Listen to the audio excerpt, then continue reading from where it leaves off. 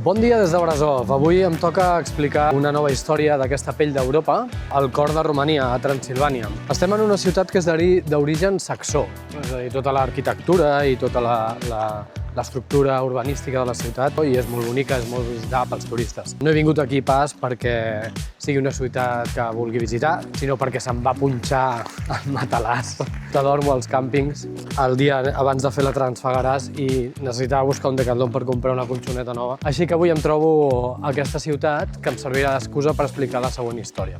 Aquí darrere podeu veure la Catedral Negra.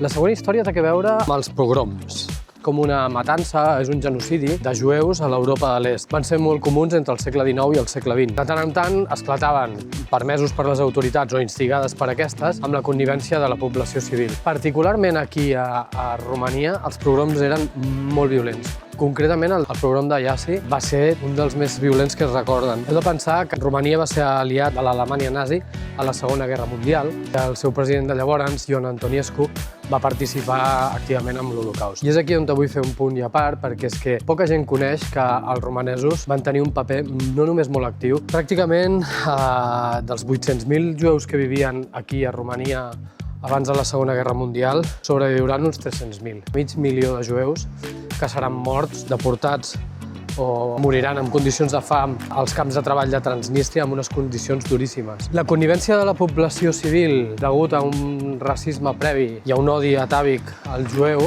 només a la ciutat de Iași van morir en una sola nit 18.000 persones. Els mateixos veïns de la ciutat, juntament amb la policia, es van dedicar durant tot un dia i una nit a matar els seus veïns jueus i deixar-los morts als carrers. Per què ho estic explicant això des de Brasov? Tenim la sinagoga negra, aquí ben tapadeta, ben amagadeta, més antiga d'aquí de la ciutat. Es va construir a principis del segle XX, que es conserva molt bé. La majoria dels jueus que van sobreviure a l'Holocaust van marxar a Israel, van immigrar a Israel. But in part of Austro-Hungarian are deported. Also, my family from Cluj-Napoca has gone in Auschwitz 27% and she's come back 1%. The pogroms in Brasov are currently or... No, in Brasov, no kind of problem. How many Jews live now? Now 226 in Brasov. in Brasov and around. Okay. In Romania? In Romania, I don't know, a couple thousand. And you have family in Israel? I have, but all died.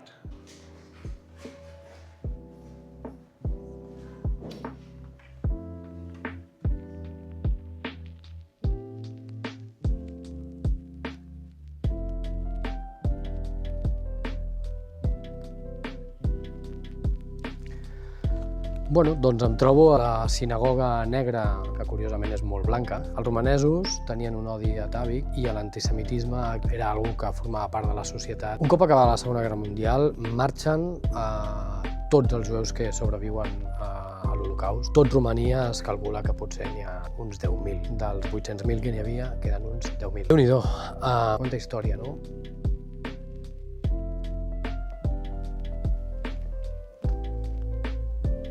Ara els israelites fan pogroms a la seva manera contra la població palestina, abans els hi feien amb ells aquí.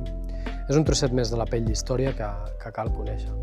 Per mi era molt desconegut el fet que els romanesos van perpetrar aquest genocidi de pràcticament mig milió de persones. O sigui, els romanesos van eliminar per ells sols, sense que ningú els digués res, mig milió de jueus. És una cosa que jo no tenia massa coneixement, tothom coneixem sobre l'Alemanya nazi, però jo no tenia cap coneixement sobre això i m'ha sorprès el grau de violència que es va perpetrar. Molt bé, doncs jo seguiré el meu viatge. Aquí us deixo amb aquesta bonica sinagoga, que les religions haurien de servir per la pau i la contemplació en lloc de per l'enfrontament. Bueno, doncs jo segueixo el meu camí, a veure què més descobreixo per aquí. Com a cosa curiosa, sapigueu que si veniu algun dia a Brasov, té un dels carrers més estrets d'Europa, que fa menys de mig metre, molt petitet. Vinga, fins ara, jo me'n vaig a buscar ja la moto i em piro de Brasov cap a una nova destinació. Quina serà? Ja ho veurem.